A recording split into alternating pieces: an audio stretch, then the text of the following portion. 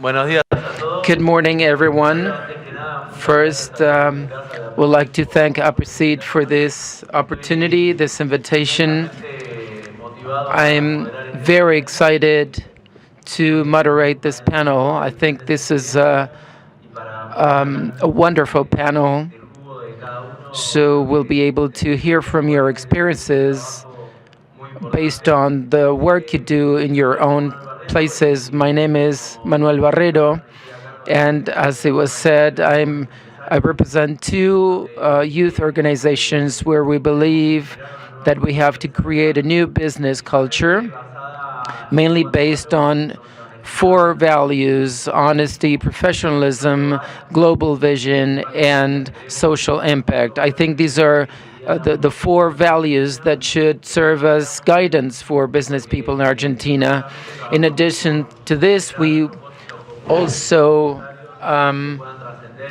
we aim at developing vision so that business people are part of a collective culture. So we seek to develop leadership to in order to have win-win transactions, and I think that, and to care for the environment, and I think that young people should play a key role here, because we need to create this forum so that young people can fight for these causes, so that leadership is developed and they can work and get down to work.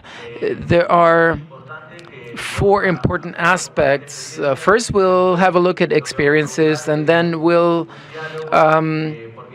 discuss. I think that the most important thing here is the opportunity to discuss first their personal experiences, their knowledge, and also have this interdisciplinary approach on the role of young people. Could you raise your hands? Those of you who are here to be leaders, those you want to make a difference. Can you put up your hands, please? So this is quite optimistic. Is any of you are part of an organization, university organization, for example, or a proceed? For those of you that did not put up your hands, you should start, to get involved in this. And for those of you who are already involved, you'll have a chance to go deep and learn more about this. So let's begin. We'll begin with Sofia Fianucci. She is the general manager of Techo organization in Córdoba City, and she'll share her experience and what Techo is involved, the kind of activities they do. Good morning. I had a presentation.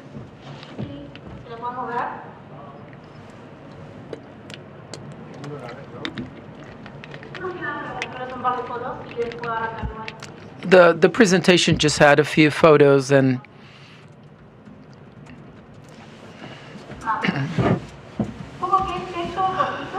Techo Roof is a social organization, non-profit organization. It's a social organization that does not belong to the church or a political party. One of the values is diversity, and we are volunteers. It's volunteer work. What do we do? Well, we work in slums to mitigate poverty through education and joint work between neighbors, the community, and volunteers. So we want to educate, and we work together with members of the community and volunteers. We dream of poverty-free society where everybody can have the same opportunity and rights. How do we do this?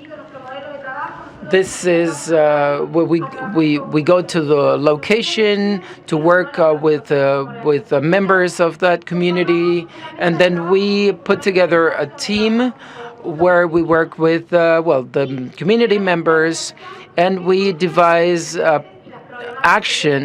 plans of action.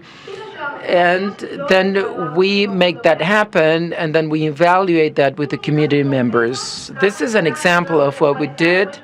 This is in a local district, in Argüello, in Córdoba City.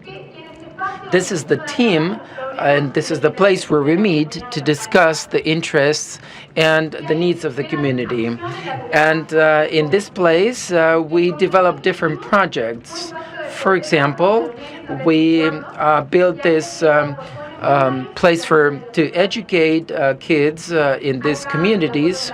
These are some of the pictures of the projects. We also plan different training programs. For example, training people to develop different skills. These are just a few more photos. We also help them build houses. This is one of our top projects.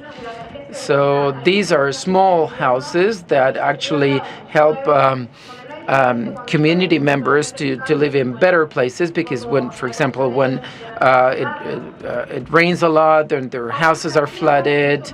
Then access to land. These are basic services regarding infrastructure. So we help, for example, people to get water and other utilities. And these are different collection projects that are carried out across the country. So together with the community members, we go out to the streets to collect money. And finally, this is the inauguration of this community building where we meet. So we try to be horizontal in the sense of integrating the work of community members and volunteers, and this is done with. All of our projects are based on this philosophy. And finally, it's the assessment. We always assess the projects with the community to make sure that we have been able to impact on the community. And these are short-term objectives we have with the community, and we also have long-term objectives. And probably the most important one is to gather information as to the number of slums in the city, that is, the number of families living there. And this is the first survey that was conducted.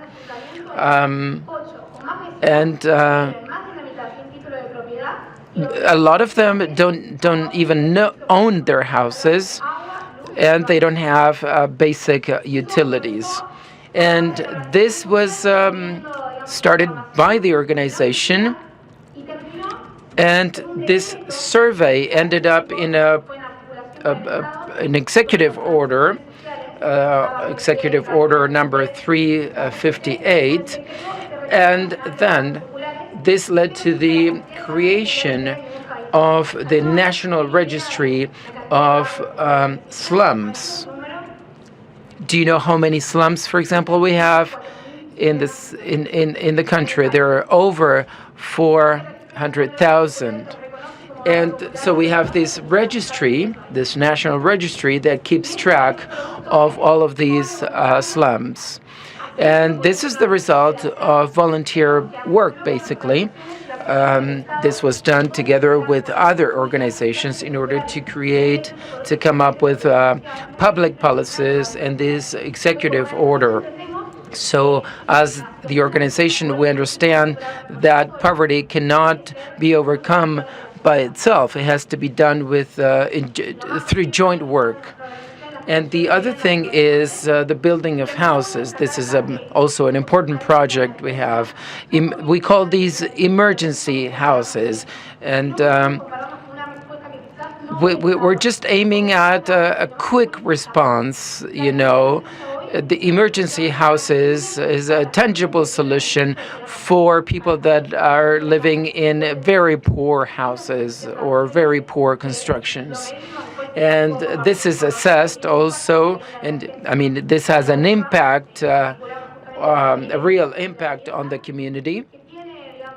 And we have seen that this has improved safety and the well-being of the families. And this is just a few figures to show you what we do in Cordoba. Over 10,000 volunteers. As an organization, we have a lot of volunteers because we understand that diversity is one of our characteristics. The number of slums in the city, 188 slums, and this is the map. In blue, you can see all of the slums, and this accounts for 16,000 families, and 1,000 lives in very, very poor construction. So these emergency homes are an immediate solution or response. So I think that our core value is the willingness to do things. We are convinced that the most important thing is to believe in a cause and to believe that we can make it happen and we can do it together with community members, universities, the private sector, and public sector. I think this is our core value, or what our characteristic. And so if you want, you can join our. I think that the most important thing is to believe in what we do. And this is just what I wanted to convey. And just to end, a short clip. We know what you need. You should know that you can count on us, so you can get what you want, because what you want is your right. What you need is your right.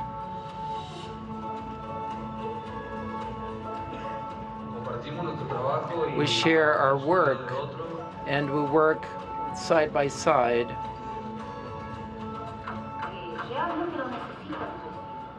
Community members really needed these emergency houses, and they need it badly and very, very quickly.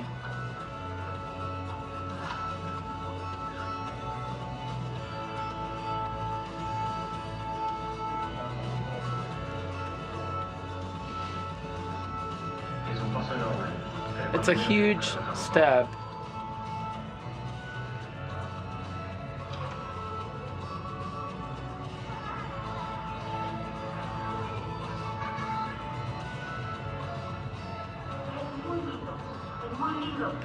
It's very nice to have all of the young people working together as students. And also, the young people living in these communities, because there are many of these young people that want to do things, but they can't do things.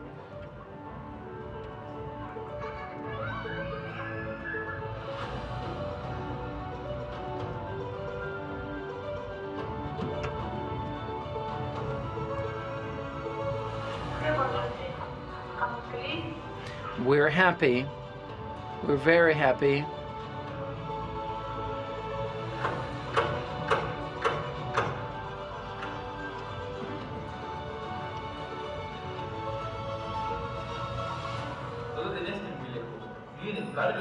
These people live in areas that are in our own cities.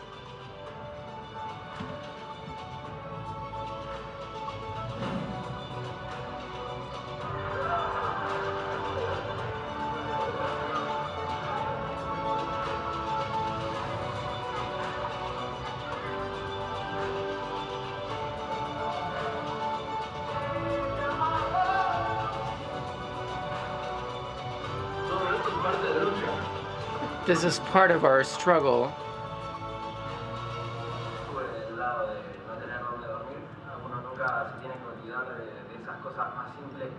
You shouldn't forget about, straightforward affection and love.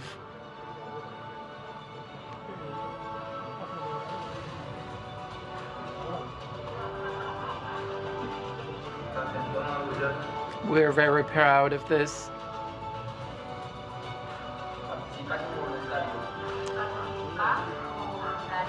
Join us. Become a volunteer.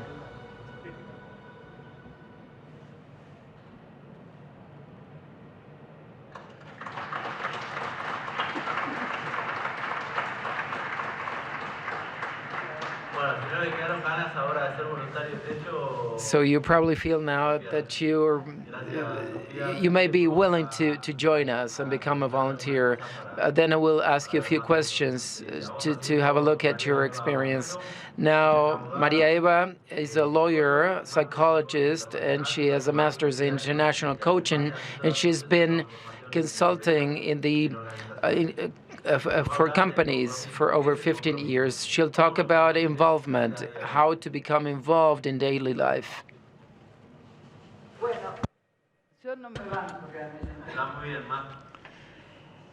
I don't like to keep seated. What's commitment? What do you believe? What is committing to something for you? What do you feel in your head that commitment means? Because you are doing lots of things right now and you don't know why. Being committed in Spanish is, you say tener ganas, which means feeling like doing something. It's something that is used only in Spanish.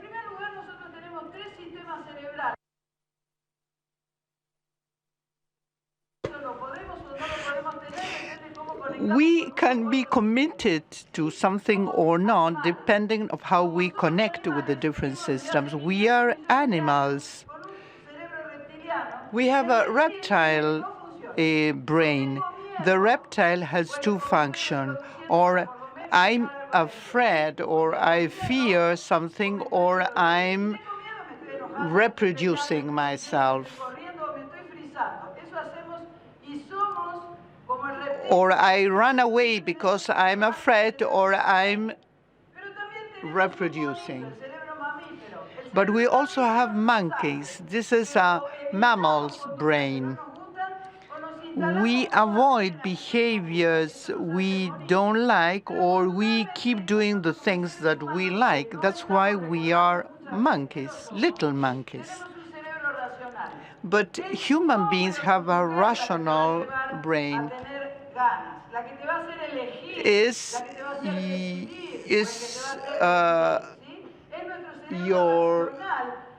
Your man or your woman that will make you feel doing something. We have the freedom to choose, but in spite of that, we fell asleep. And so though we become the reptiles or we become the monkey,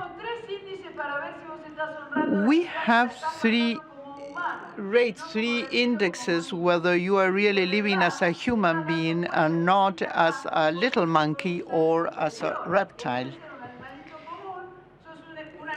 There are three ways to know whether you are a higher level animal and not a common animal. Remember your schoolmates. You remember they were very bad students and very good students. Or your schoolmates were very good people, or some were very bad people. You probably remember the ones that were in the extremes. You don't remember the ones that were in the middle.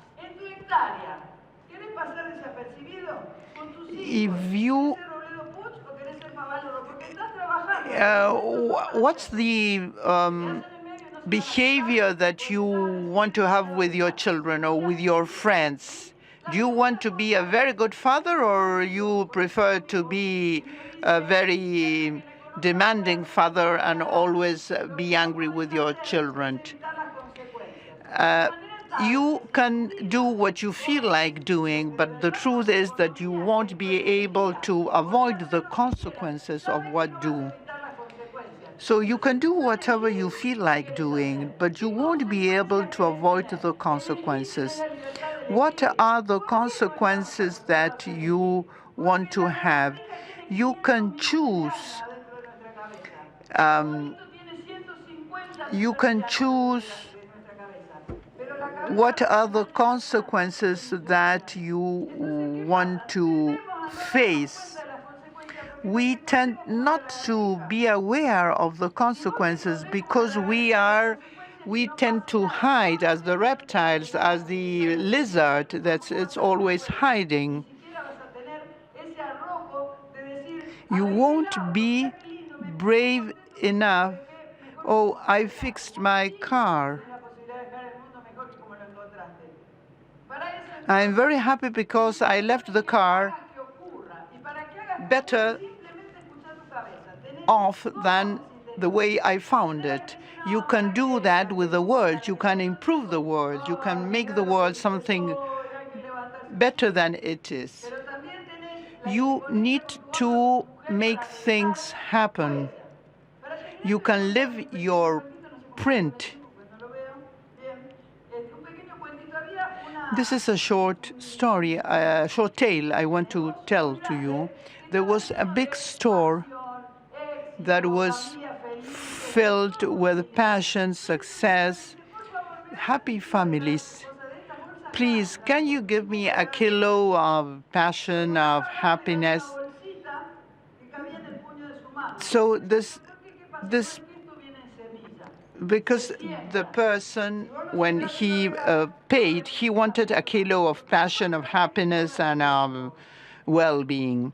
But when he paid, he was given only a small bag. And he asked, how come that this is only a small bag if I buy a kilo of each? And the seller said, no, because these commodities come in seeds. So you have to seed that. You have to plant all those things if you want to be happy, if you want to be passionate. Please, close your eyes. Put your right hand at the side of your right leg and imagine you are holding a seed. Press your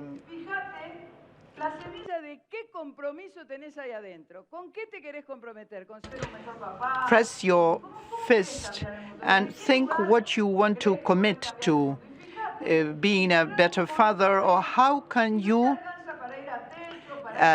change the world. So press your seat tightly and raise your arm the highest you can with the commitment that you are going to commit to plant that seed. Open your eyes, look around, and see if you are able to change the world or not.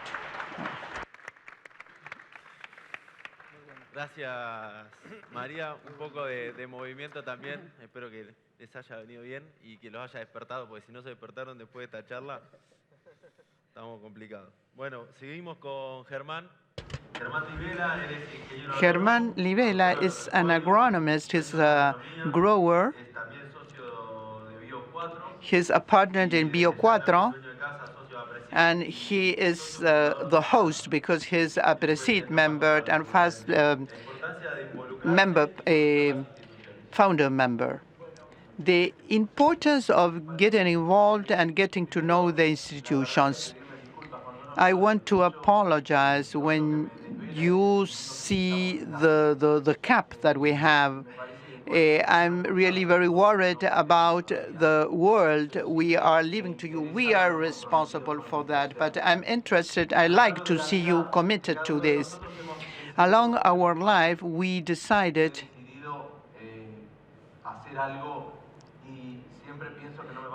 I decided to do things, but I always think that I won't have enough time in my life to do whatever I was set to do. This is a concern. As institutions, we need to learn how can we attract that energy, and if Techo does not exist, if CONIN does not exist, is because we will be doing things correctly for you, so we don't need these institutions. I want you need to think where you are going to participate and how you are going to participate. But something I'm sure about is that you are forced to do it. You have the obligation to do that. I don't mean being a good citizen, being a good father, or being a good son or daughter. It's not enough. You need to participate and be involved. What Maria was just saying, how we want to be involved, how we want to be committed to do things, and how we get others to do what they are expected to do and not what they feel like doing, what they want to do. It's not impossible to change the world. That's no utopia. You start changing your own small world, your world at home, the world of your friends, and institutions have the possibility to easily open up doors. Pedro had witnessed the mess I was when I started to participate in Appreciate. I'm still a mess, but I can tell you that the institution helped me a lot. It gave me lots of friends, people that think the way I think, so it makes me believe and see that I'm not alone, as the people from Techo know that they are not alone. When you work with other people with a common goal, you believe that nothing is impossible.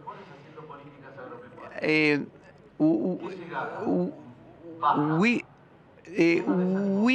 we started as a group of growers to develop agricultural policies. Really, we weren't able to reach to people, but we really were encouraged, and we continued. And last year, we hosted 2 congresses that attracted lots of people. The name of the Congress is Imagina, Imagine, and we still continue imagining things, but we have indeed achieved many real things, not things that appear only in our imagination.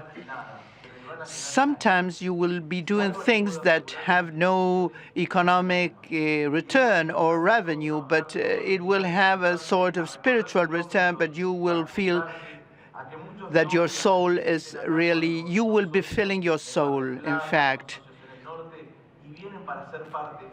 We have members that live in Mar del Plata or live at the other end of the country, but they come and they attend the Congress because they sort of recharge energy and they get the strength to continue working when they go back home. I don't want to transfer our burden to you, but probably I believe that we have to share this burden. We cannot think of what is the Argentina that you need or you want. It's you who have to decide which Argentina you want. And the only way we have to know what is the Argentina that you are looking for is if you participate. We have to listen, and you also have to listen. We have huge gaps in Argentina. We have to overcome those gaps, those cracks, those terrible cracks. So we need to fix those gaps or those cracks. We need to open up our minds. We need to understand. That's why we need to participate or get closer to Techo, so we know that we are responsible for what is happening. I encourage you to do things, to go for it. You are, you can achieve a great country. And so I encourage you to go for that great country. We need we need to have a country where we deserve living in. I think I don't deserve to live in a country where we're building wooden houses. work in teams, forget about your ego, look at other people, thinking that everything that they do and that they say is with a good intention. As far as I'm concerned, I can say that I learned to put my ego aside, and if you let other people's listen to you, you will learn how to listen other people's, and this will strengthen you as persons, as entrepreneurs, as teachers. So try to meddle into things and to push your way into places where things are effectively done.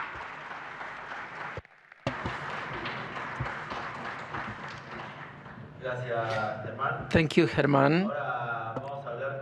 We'll now speak with Pedro. And just a short story, Pedro, I learned a lot from him. Just a few years ago, there was APRESID had a foundation organization called Darse Cuenta, Realizing, Becoming Aware. And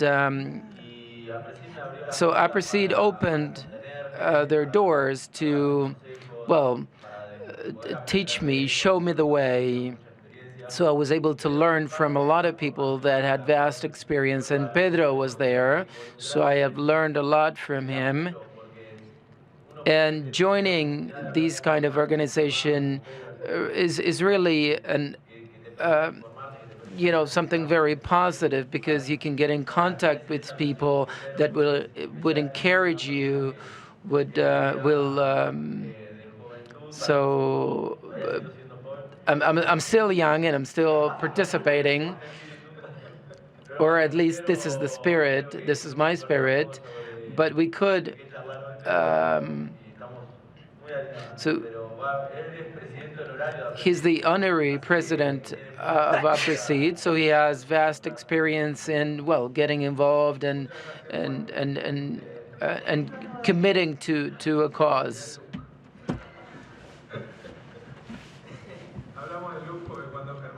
When Germán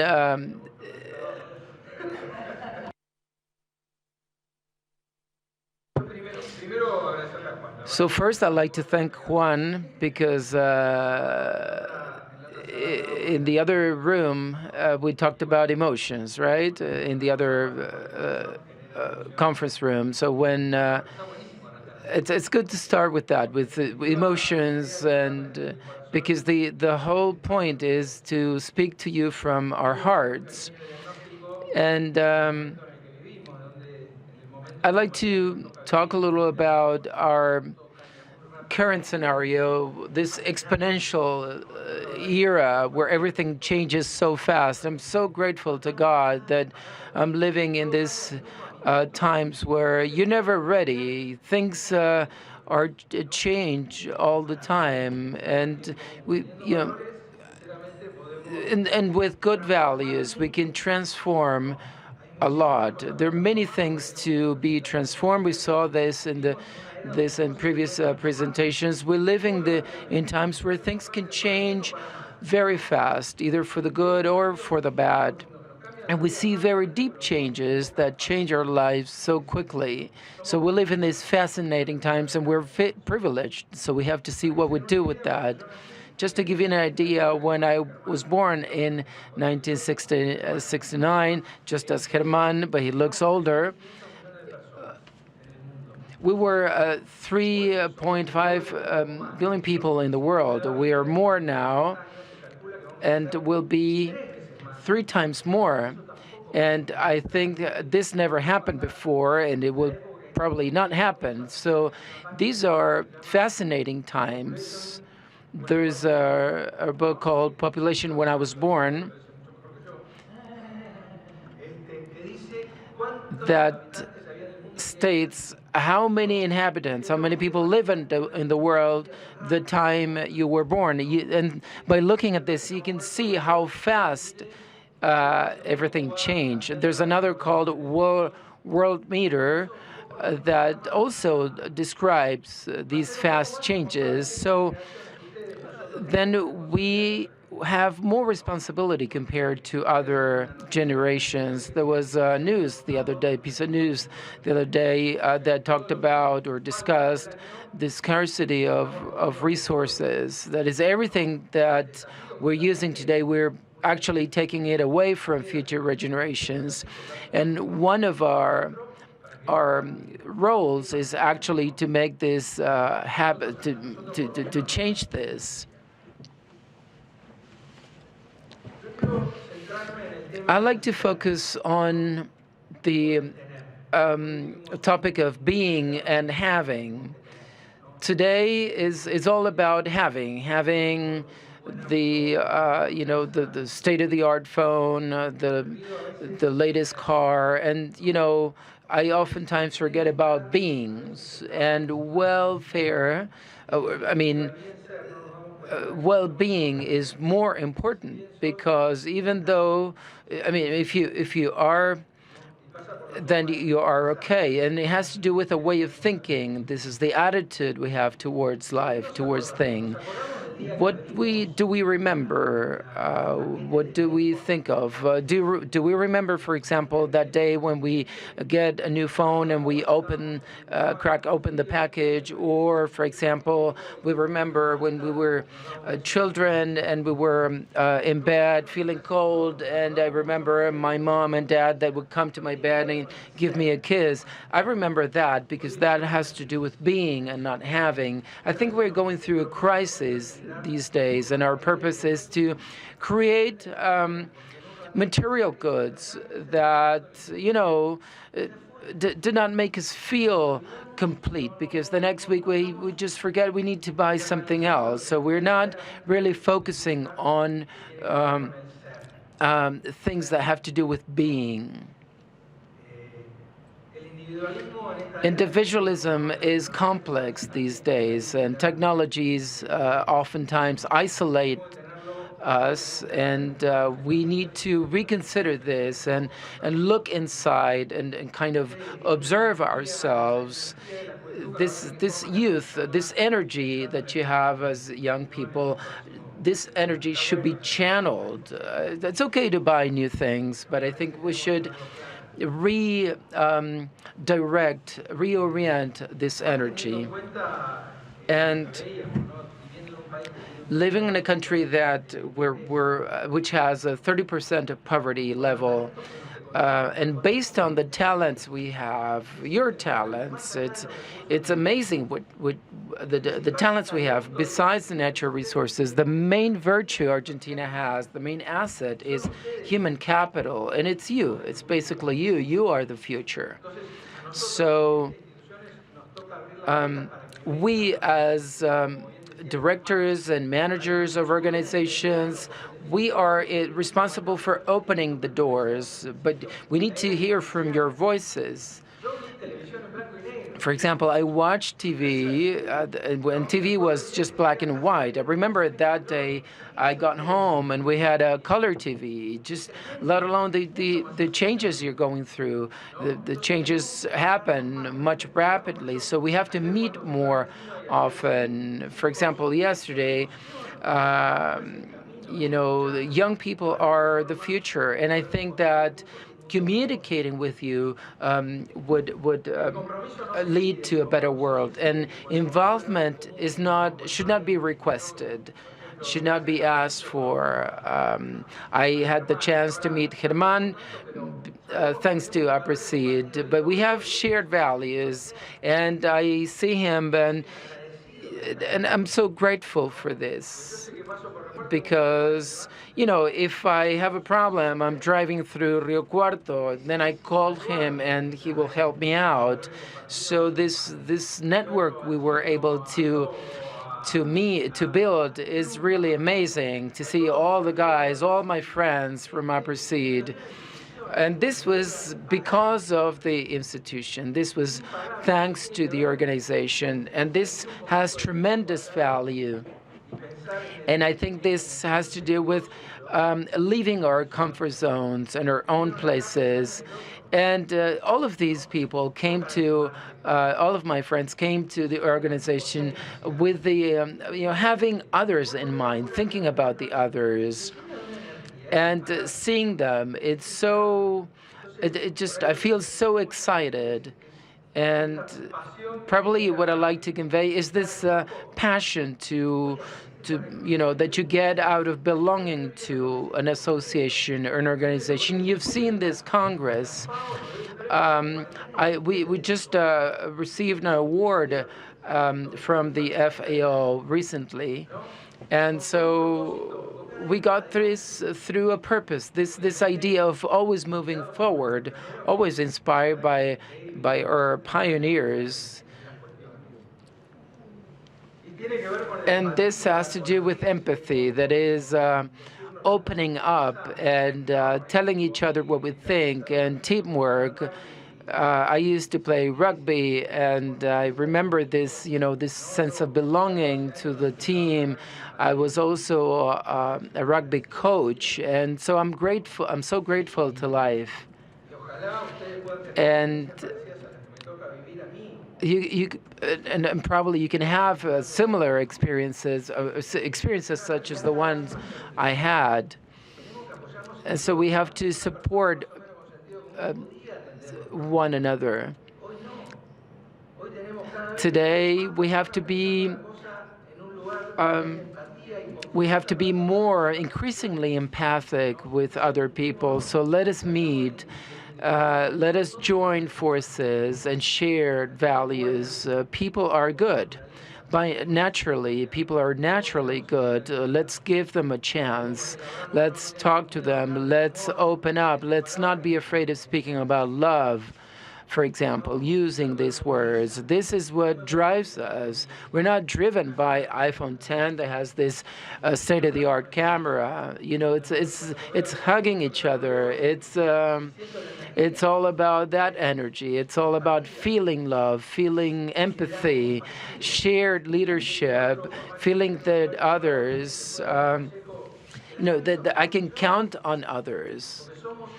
Because we are human beings, we make mistakes. We'll continue making mistakes, regardless where we are. So empathy and teamwork are so relevant, and you understand that. So just continue helping us and giving us and providing us with the information.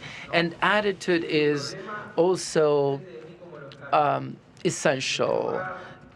It will all depend on my attitude, whether I will get angry or feel resentful about something.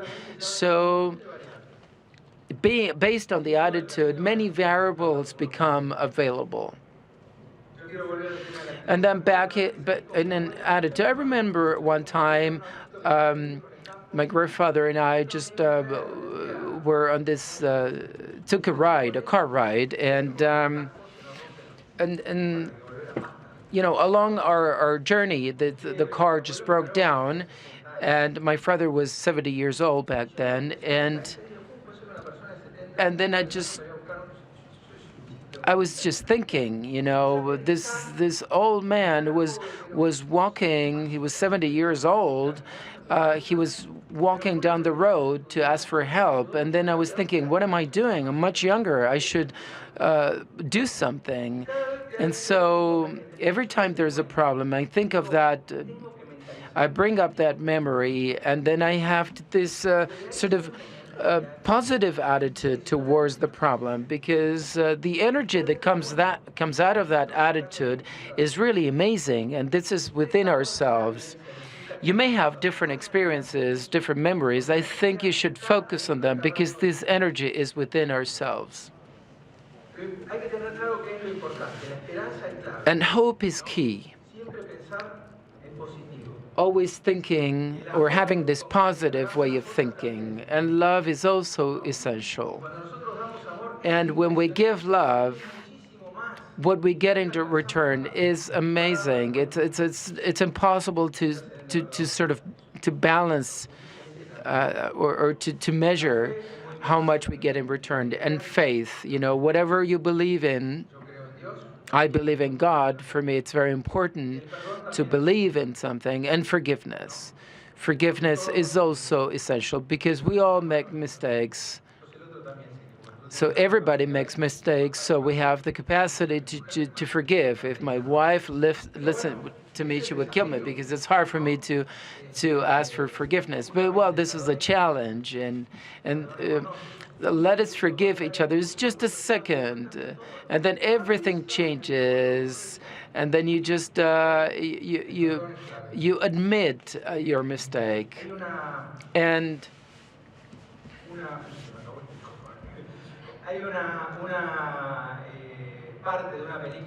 there's a movie called Almighty. I don't know if you know it.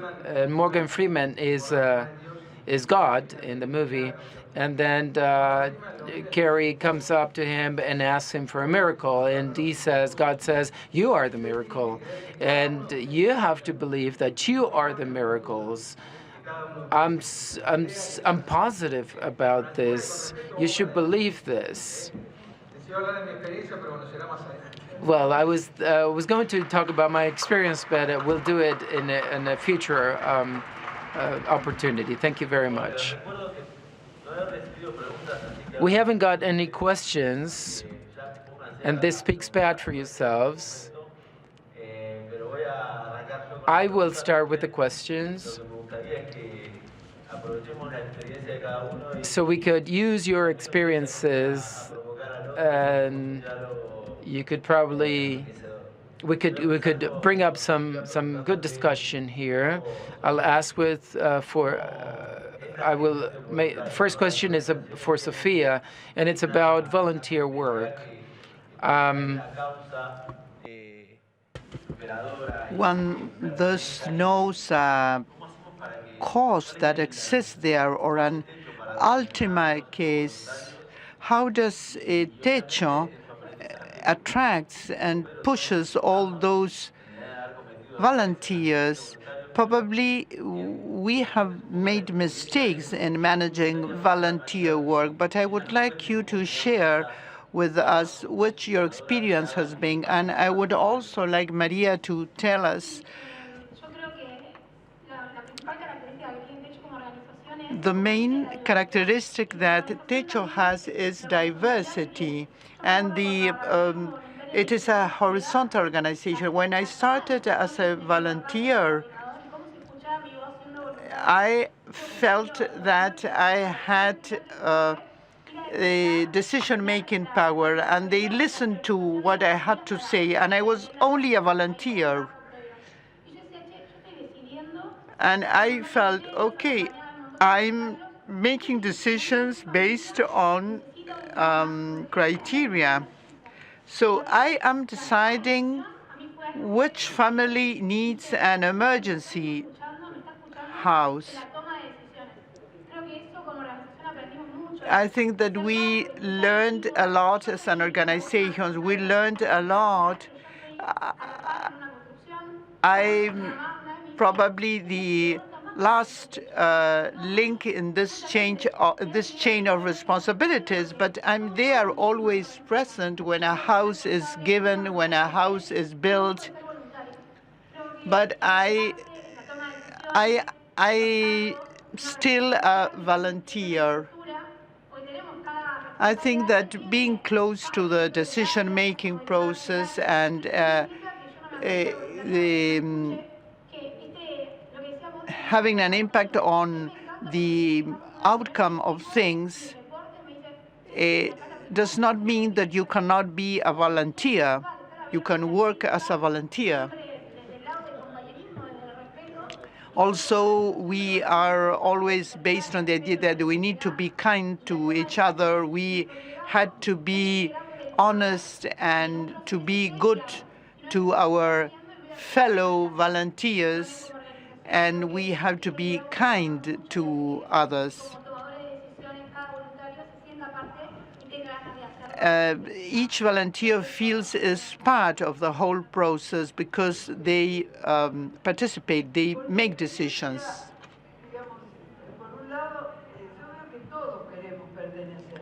I see that all of us want to belong, because we say hello to our neighbors, because we go to the club.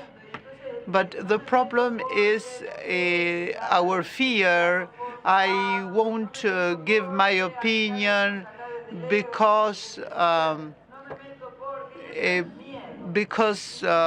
don't know whether they are going to accept what I'm saying, and that is fear. If we have to choose between fear and love, we will belong anyway, or whether we are afraid of things or whether we have a kind attitude. What happens with artificial intelligence? We start to being afraid of technological progress. Juan was telling to me that young people have always been the future. What did we miss, or what are the bad things that we did? We did things that were not correct, but we always do things that are correct and things which are not correct.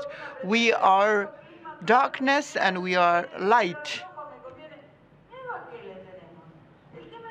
What are we afraid of? We need to come together. Our heart, our feelings will help us drive the technology to do something good.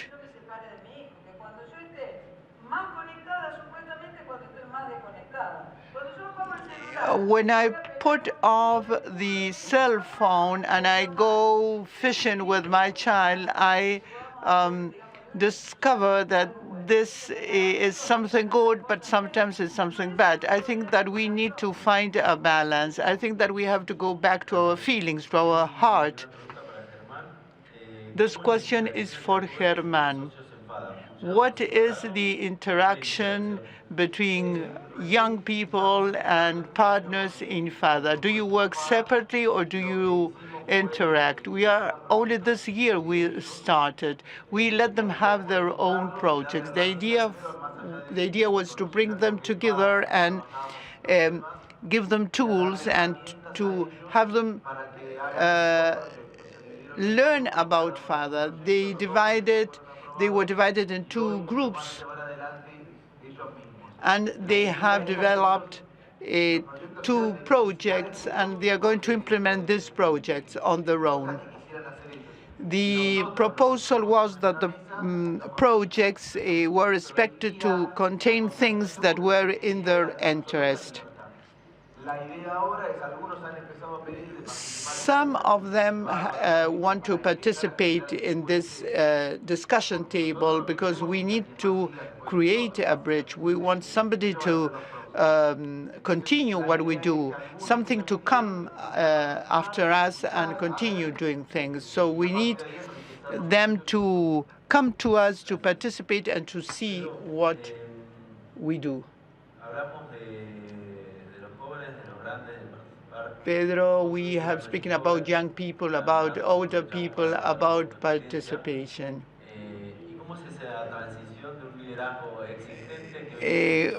How's the transition of an existing leadership that makes decisions, that is generating the impact? How do you switch into that emerging leadership?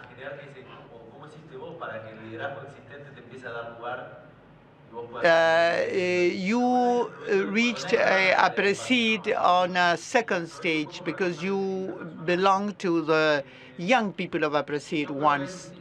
I tried in different places. First,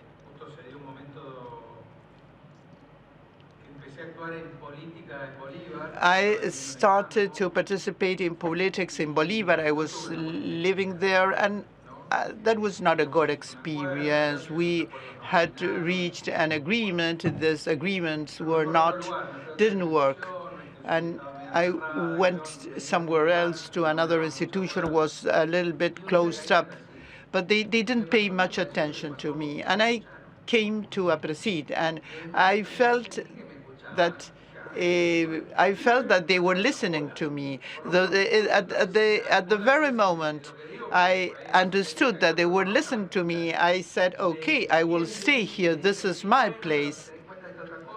And they, of course, they questioned what I said, but they bothered to listen to me. APRESID looks like a technical institution, soil biology and physics and chemistry. I have a degree in agricultural agronomy.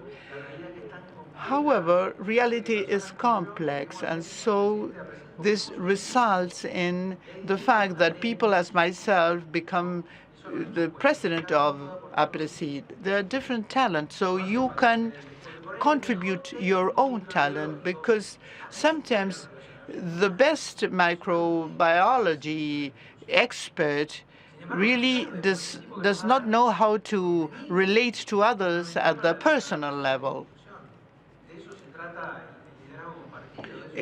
This is what shared leadership is about. I listen to others, and the idea that we have about young APRESID jóvenes, is to create a space for them.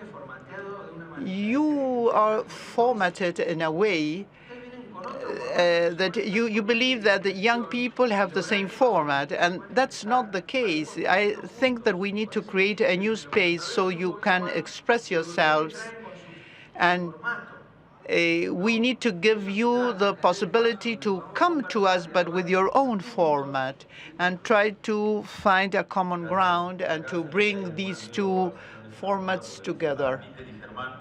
This is a question for Peter and Herman. Can you talk about the horizontal empowering, the dynamism of organizations? How is this related? I'm passionate about horizontality.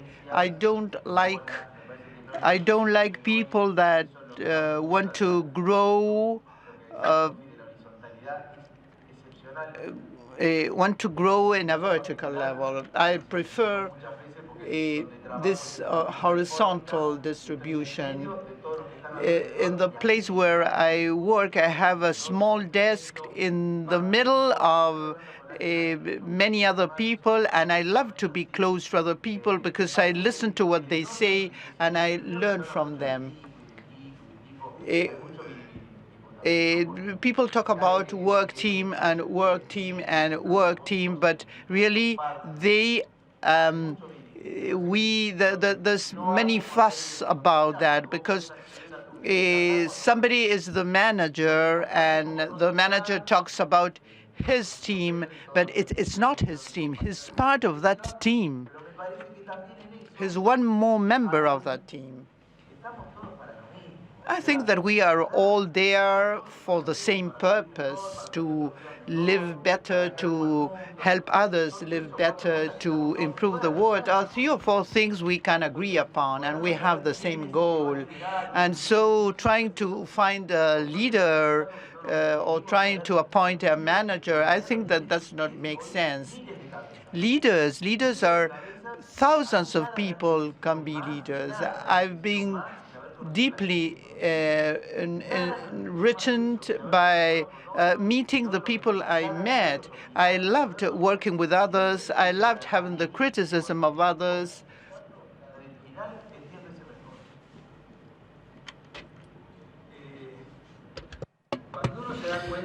When you realize you've made a mistake, it's much easier to seek for the talent in the other person. The best leader is who finds the best version in his team or the other people. And it's not the person that transcends, but the team, rather. There are people that are probably always better. So when you empower the other person and actually uncover that talent, when you do the opposite, it's actually for the worse. Mr. Galvan is nice, and he's the right person to interact with you. I will not ask him to do research and development in hard science. I mean, I will be making a mistake, but he would be the right person to engage with young people, and that really so beneficial for the team. So realizing our mistakes, and seeing the value in the other person, I think that's wonderful. One more question for the girls. Could you discuss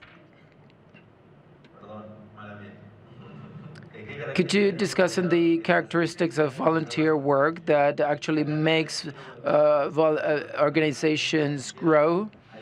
And another question is, how do you think you could channel the energy of young people? And then describe the characteristics of volunteer work. Well, I think that believing, the conviction and involvement, commitment, because when I became involved in the organization, I started in 2011, and now I have a power to decide some things. I think that volunteer work is based on responsibility and how proactive you are and your willingness to take part. And then to work with others, because oftentimes a volunteer may not have the time to do certain things, but then he can work, or she can work with other people. So I think that the basis is to believe, time, responsibility, and the willingness to do things. There's no secret. There's no recipe. I think that it's all about that. If we were just 2 or 3 people, we wouldn't have been able to make the changes or the impact we made. And volunteer work is contagious. Sometimes we become close friends, and this relationship, we build ties, and these ties are amazing. They are everlasting. And I think that volunteer work is really based on that. And life is short and sweet. And I think it's all about what I would like to see and the changes I would like to make, and then believe in those changes. I go to an organization and do what it takes, and then start working. I see that I'm making a change. I'm making a change or making change happen, then I remain there. If not, I leave. A warm round of applause. I think your contributions have been wonderful. For me, this is just music to my ears, but we're running out of time. So again, thank you, and thank you all for taking part.